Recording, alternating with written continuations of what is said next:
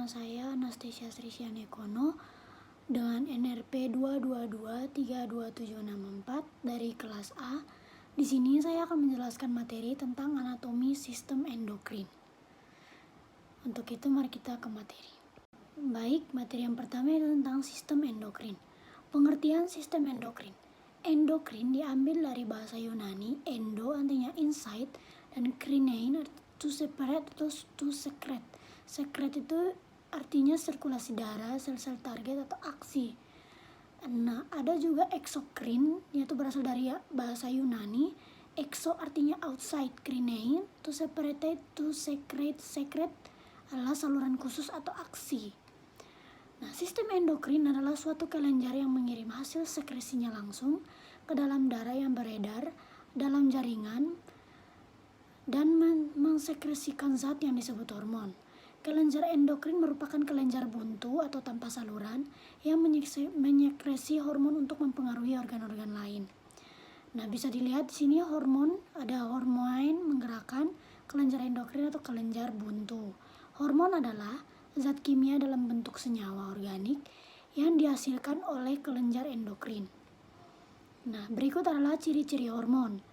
Pertama, diproduksi dan disekresikan ke dalam darah oleh sel kelenjar endokrin dalam jumlah sangat kecil.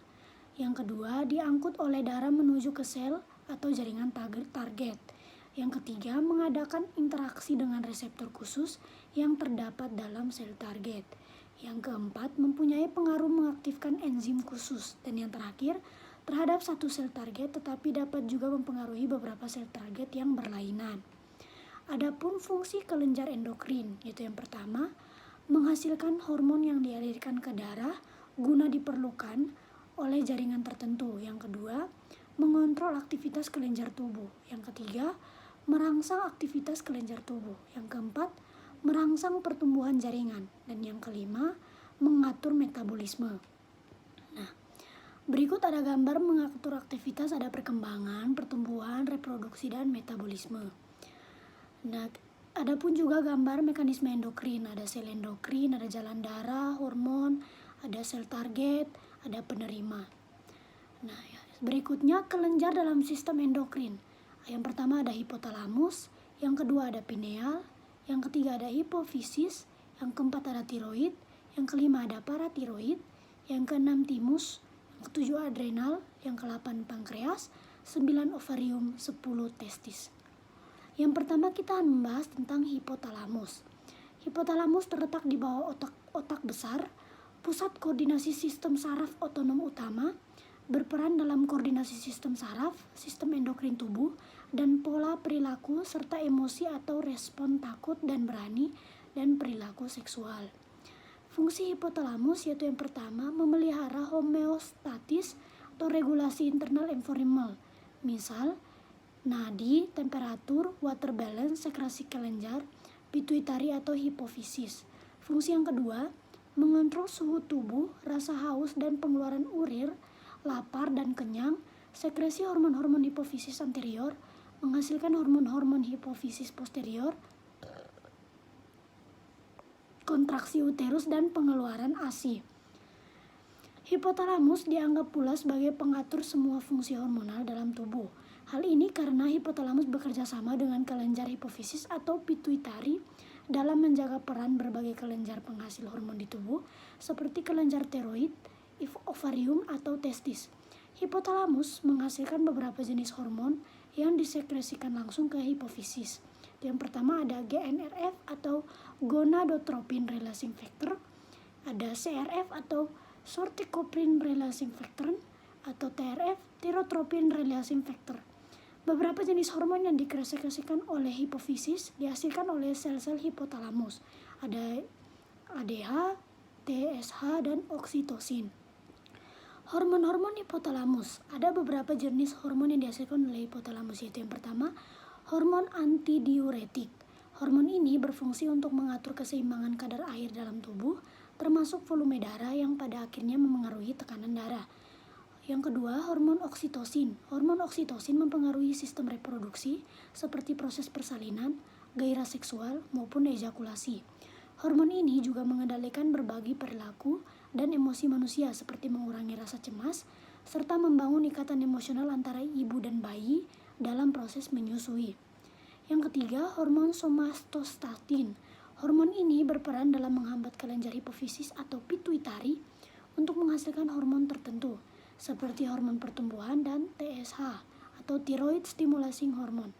Yang keempat, hormon pelepas hormon pertumbuhan. Hormon dengan istilah growth hormone releasing hormone atau GHRH ini berperan dalam memicu kelenjar hipofisis atau pituitari untuk menghasilkan hormon pertumbuhan yang mempengaruhi tumbuh kembang anak serta metabolisme karbohidrat dan lemak dalam tubuh. Hormon yang kelima, hormon pelemas gonadotropin.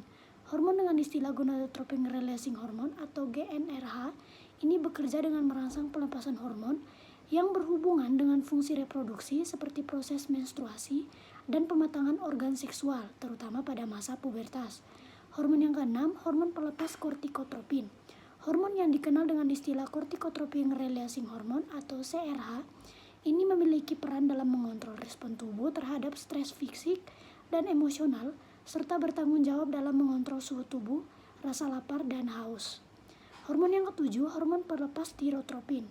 Hormon dengan sebutan tirotropin releasing hormone atau TRH ini lebih berperan dalam merangsang produksi hormon tiroid untuk mengendalikan metabolisme tubuh, sistem kardiovaskular, perkembangan otak, kendali otot, serta kesehatan pencernaan dan tulang. Materi yang kedua yaitu tentang kelenjar pineal. Dia terdapat di dalam ventrikel otak, bentuknya kecil seperti kerucut, warna kemerahan abu-abu. Kelenjar ini terdiri dari sel-sel penting, pinealosit, yang disokong oleh sel-sel glia. Kelenjar pineal memiliki beberapa fungsi penting, termasuk sekresi hormon melatonin. Fungsi kelenjar pineal yaitu yang pertama, memproduksi melatonin, yang kedua untuk meregulasi siklus tidur, yang ketiga berperan dalam meregulasi kelenjar pituitari, yang keempat mempengaruhi sekresi hormon seks, yang kelima membantu metabolisme obat, 6 tempat untuk mengatur pigmentasi kulit, 7 berhubungan dengan sel-sel yang sensitif cahaya, 8 berhubungan dengan saraf mata atau penglihatan, 9 pusat penerima dari seluruh sensor eterik seperti penglihatan, pendengaran, emosi dan lainnya, 10 mengatur waktu biologis yang berhubungan dengan musim dan cahaya, 11 pengatur suhu tubuh, yang terakhir sebagai mata ketiga dan berhubungan dengan rohani. Yang ketiga tentang kelenjar hipofisis atau pituitari atau master of gland. Kelenjar hipofisis atau pituitari terletak di dasar otak di bawah hipotalamus dan terbagi dalam beberapa lobus yaitu anterior, intermediate, dan posterior. Yang pertama A, lobus anterior menghasilkan hormon FSH, LH, prolaktin, growth hormone atau somatotroph, TSH, dan ACTH. Yang kedua, lobus intermediate menghasilkan melanocyte stimulating hormone atau MSH. Yang ketiga, lobus posterior menghasilkan ADH dan oksitosin. Kelenjar hipofisis pituitari adalah kelenjar yang paling banyak menghasilkan hormon. Bisa dilihat di gambar kelenjar intermediate hipofisis, kelenjar posterior hipofisis, dan kelenjar anterior hipofisis. Yang pertama A, kita bahas tentang kelenjar anterior hipofisis, yaitu dia menghasilkan hormon prolaktin, hormon somatotroph, hormon tiroid, luteinizing hormone, follicle stimulating hormone, hormon androcorticotropin. Kelebihan hormon atau hipersekresi pertumbuhan growth hormone somatotroph. Gigantisme atau giantims terjadi pada masa kanak-kanak di mana terjadi pertumbuhan berlebihan. Kekurangan hormon hiposekresi pertumbuhan growth hormone atau somatotroph. Dwarfisme yaitu penderita tampak bertubuh pendek hanya sekitar 1 meter atau bahkan kurang tetapi tetap memiliki proporsi tubuh yang normal. Yang B tentang kelenjar intermediate hipofisis. Hormon-hormon yang dihasilkan kelenjar hipofisis yaitu MSH, melanocyte stimulating hormone, mempengaruhi pigmentasi kulit. Yang C, kelenjar posterior hipofisis, dia menghasilkan hormon oksitosin dan hormon ADH. Lobus posterior dia menghasilkan hormon antidiuretik atau ADH atau vasopressin, menurunkan volume urin dengan cara menyerap air dari ginjal dan meningkatkan tekanan darah. Yaitu juga hormon oksitosin memacu kontraksi uterus selama proses melahirkan dan kelenjar susu agar mengeluarkan air susu. Tadi kan kita sudah bahas tentang bagian A, sistem endokrin. Sekarang kita bahas tentang bagian B, sistem endokrin. Yang pertama kita bahas tentang kelenjar tiroid atau kelenjar gondok. Terletak di leher bagian depan di sebelah bawah laring dan terdiri dari 2 buah lobus. Hormon yang dihasilkan yaitu hormon tiroksin dan juga hormon triodontironin, hormon kalsitonin. Hormon ini dibuat di folikel jaringan tiroid dari asam amino atau tiroksin yang mengandung yodium. Fungsi secara umum, fungsi kelenjar tiroid adalah untuk menghasilkan hormon tiroid yang mengatur berbagai fungsi normal tubuh seperti denyut jantung, suhu tubuh, dan kekuatan otot. Fungsi hormon-hormon yang dihasilkan oleh kelenjar tiroid yaitu yang pertama tiroksin, mengatur metabolisme dalam tubuh serta memengaruhi pertumbuhan dan perkembangan tubuh. Yang kedua triodontironin, mengatur metabolisme, pertumbuhan, perkembangan, dan kegiatan sistem saraf. Yang ketiga kalsitonin, yaitu menurunkan kadar kalsium darah dengan cara mempercepat absorpsi kalsium oleh tulang. Regulasi hormon tiroid. Kelenjar tiroid dikontrol oleh hormon tropik TSH atau yang disekresikan oleh kelenjar hipofisis atau pituitari anterior. Sebaliknya, hormon tropik ini sekresinya juga dikontrol sebagian oleh TRH yang disekresikan oleh hipotalamus. Hiperseksi hormon tiroksin atau hipertiroidisme, yaitu Graves' disease atau morbus Basedow. Antibodi di dalam badan menyebabkan tiroid membesar dan mengeluarkan lebih hormon. Orang yang mengidap penyakit ini mengeluarkan hormon berlebihan. Kedua ada tiroidisitis atau tiroid bengkak. Selanjutnya ada toxic nodule goitre, yaitu terlalu banyak iodin di dalam makanan. Yang berikutnya ada kretinisme atau kerdil, terjadi pada masa kanak-kanak. Cirinya penderita tidak dapat mencapai pertumbuhan fisik dan mental yang normal. Yang kedua tentang kelenjar paratiroid atau kelenjar anak gondok. Terletak di dekat kelenjar tiroid atau kelenjar gondok, merupakan kelenjar hasil penimbunan hormon somatotrof atau hormon pertumbuhan. Strukturnya berjumlah 4 kelenjar kecil yang saling berdekatan dan terletak di belakang kelenjar tiroid. Organ targetnya yaitu tulang, ginjal, dan GI tract. Hormon yang dihasilkan adalah PTH atau paratohormon yang berfungsi untuk mengatur konsentrasi ion kalsium dalam cairan ekstraseluler. Hormon paratiroid meningkatkan kalsium darah dengan cara merangsang reabsorpsi kalsium di ginjal. Fungsinya metabolisme kalsium dan fosfor, meningkatkan pelepasan kalsium dari tulang, dan meningkatkan absorpsi kalsium. Hipersekresi hormon paratiroid, yaitu yang pertama ada hiperparathormon, kelainan pada tulang seperti tulang rapuh, bentuk abnormal, dan mudah patah. Kelebihan kalsium yang diekskresikan dalam air seni bersama ion fosfat dapat menyebabkan batu ginjal. Yang kedua, hipoparathormon, terjadi gejala kekejangan otot atau tetani. Yang ketiga tentang kelenjar timus, terletak di sepanjang rongga trakea di rongga dada bagian atas. Kelenjar yang bertanggung jawab pada pertumbuhan manusia. Hormon yang dihasilkan yaitu hormon timosin. Fungsi kelenjar ini sebagai yang pertama, memproduksi sel darah putih yang disebut limfosit atau sel T. Yang kedua, mengaktifkan pertumbuhan badan. Yang ketiga, mengontrol kekebalan tubuh. Yang terakhir, mengurangi aktivitas pertumbuhan kelamin. Timus membesar sewaktu pubertas dan mengecil setelah dewasa. Kelenjar ini merupakan kelenjar penimbunan hormon somatotrof atau hormon pertumbuhan dan setelah dewasa tidak berfungsi lagi. Yang keempat tentang kelenjar adrenal. Kelenjar adrenal atau kelenjar anak atau ginjal atau kelenjar suprenalis adalah kelenjar endokrin berbentuk segitiga yang terletak di atas ginjal. Kerja kelenjar adrenal ini diatur oleh kelenjar pituitari atau hipofisis. Terdiri dari 2 bagian utama, yaitu yang pertama korteks adrenal atau bagian luar, dan yang kedua medula adrenal atau bagian dalam. Nah, yang pertama kita bahas tentang kelenjar korteks luar adrenal. Dia menghasilkan hormon yang pertama yaitu hormon mineralocorticoids, contohnya aldosteron. Fungsinya mempertahankan kesetimbangan kadar NA dan K dengan cara meningkatkan kadar NA dan air darah dan menurunkan kadar K dalam darah. Kedua, glucocorticoids, contoh khususnya kortisol. Fungsinya regulasi metabolisme glukosa dan molekul organik lainnya. Resistensi terhadap stres dan counter respon inflamasi. Yang ketiga, gonadocorticoids menghasilkan sex steroids atau androgen dalam jumlah yang tidak signifikan. Yang B tentang kelenjar medula dalam adrenal, menghasilkan hormon epinefrin atau adrenalin dan norepinefrin, noradrenalin. Hormon epinefrin dan norepinefrin distimulasi langsung oleh saraf simpatik. Fungsinya yaitu meningkatkan laju perombakan glikogen dalam hati dan otot rangka, meningkatkan pelepasan glukosa ke dalam darah, merangsang pembebasan asam lemak dari sel-sel lemak untuk energi sel, berpengaruh pada kerja sistem kardiovaskular, meningkatkan denyut dan volume darah, respirasi, melebarkan bronkiolus paru-paru. Produksi meningkat pada saat terjadi stres dengan cara yang pertama, meningkatkan debar jantung, yang kedua kontraksi pembuluh darah pada kulit, yang ketiga kontraksi limpa atau spleen, keempat merubah glikogen menjadi glukosa, yang kelima menurunkan produksi enzim pada organ pencernaan, yang keenam berkeringat. Hiperseksi hormon kelenjar adrenal yaitu Cushing syndrome. Penderita mengalami peningkatan tekanan darah dan gula darah akibat pengeluaran hormon kortisol yang berlebihan.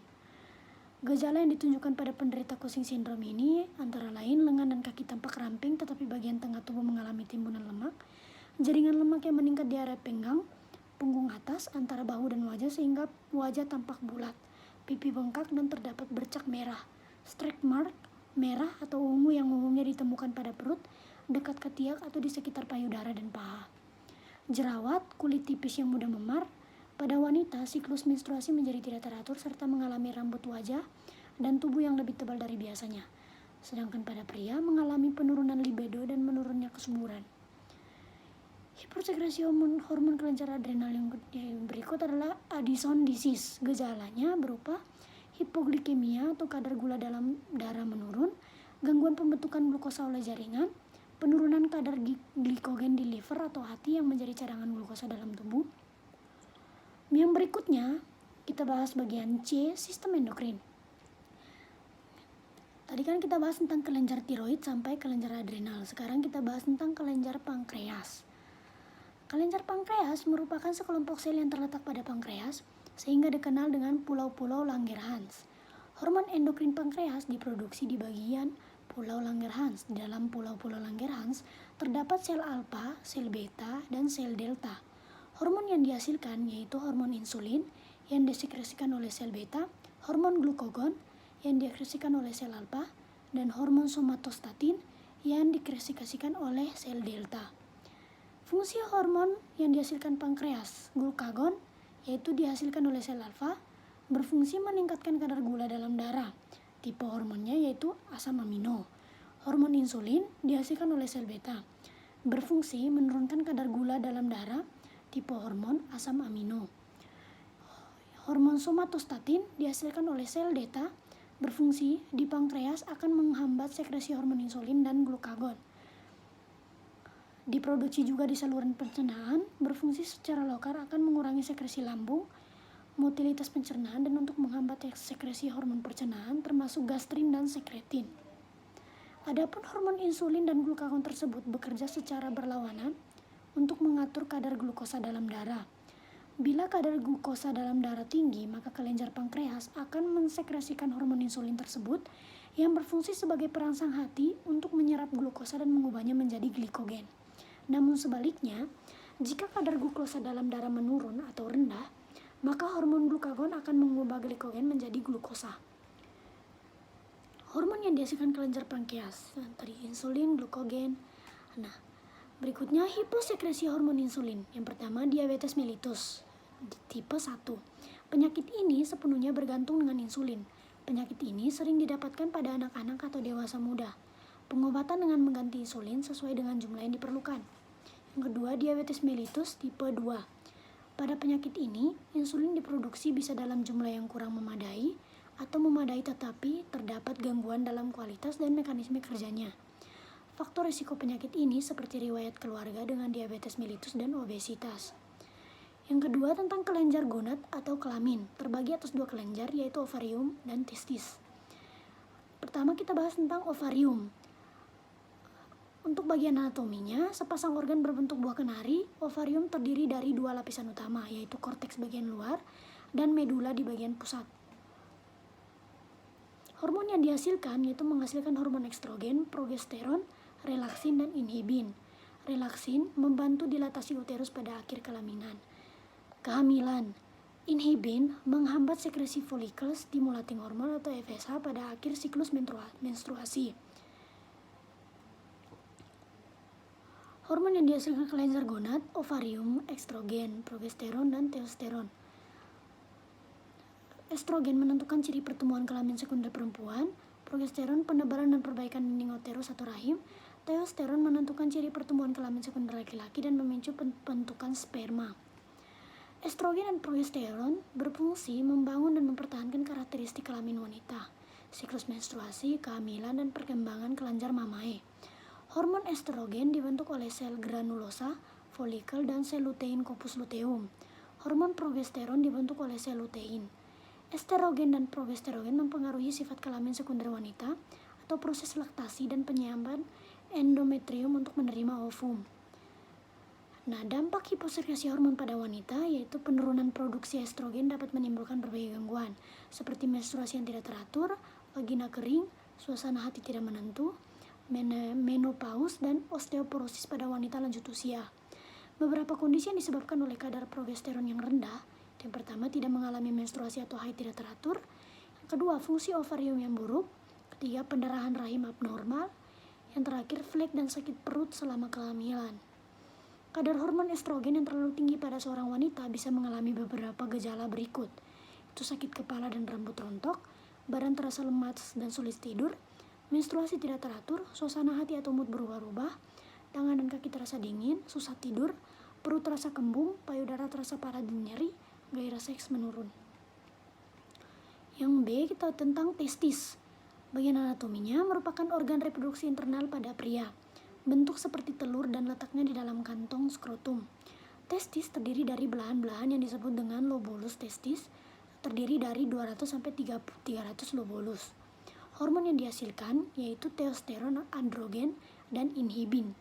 Testosteron berfungsi membangun dan mempertahankan karakteristik kelamin atau seksual pria dan regulasi spermatogenesis. Inhibin menghambat sekresi FSH untuk mengatur produksi sperma. Manfaat hormon testosteron bagi pria yaitu yang pertama, mengurangi resiko penyakit Alzheimer. Pria dengan hormon testosteron yang lebih tinggi dari rata-rata akan memiliki resiko yang lebih rendah terkena Alzheimer. Mereka juga memiliki memori yang verbal, kemampuan spasial, dan penalaran matematika yang lebih baik. Kedua, membuat hubungan intim jadi lebih baik. Hormon ini dapat meningkatkan hasrat berhubungan intim dengan pasangannya. Ketiga, mengurangi lemak perut. Tetapi terapi hormon yang dilakukan pada pria dapat mempengaruhi kadar lemak dalam perut. Terakhir, meningkatkan kualitas hidup. Seorang pria dengan kadar testosteron tinggi dapat menurunkan risiko depresi, mudah marah, dan kelelahan. Dampak hipersekresi hormon testosteron pada pria yaitu pertama, tingginya kadar hormon testosteron dapat memberikan dampak seperti kelebihan sel darah merah dan hemoglobin. Kondisi ini dapat menimbulkan stroke dan serangan jantung. Kedua, rambut rontok. Ketiga, menyebabkan meningkatnya kadar dihidrotestosteron atau DHT. Kondisi ini dapat menyebabkan kulit jadi berminyak serta berjerawat. Keempat, kelebihan hormon testosteron terhadap tubuh bergantung pada usia seorang pria. Kelebihan hormon ini juga dapat menyebabkan pubertas sebelum dewasa dan mengakibatkan ketidaksuburan. Dampak kadar hormon ini turun, pria akan mengalami gejala yang berkaitan dengan fungsi seksual seperti berkurangnya hasrat berhubungan intim, frekuensi ereksi, dan fungsi seksual. Bukan hanya kehidupan seksual, dampak lain dari kurangnya hormon testosteron adalah stres dan depresi, kenaikan berat badan, meningkatnya lemak tubuh dan berkurangnya otot, sulit berkonsentrasi. Nah, itulah materi-materi yang saya bawakan dan jelaskan tentang sistem endokrin. Kiranya berfungsi untuk kedepannya. Sekian dan terima kasih.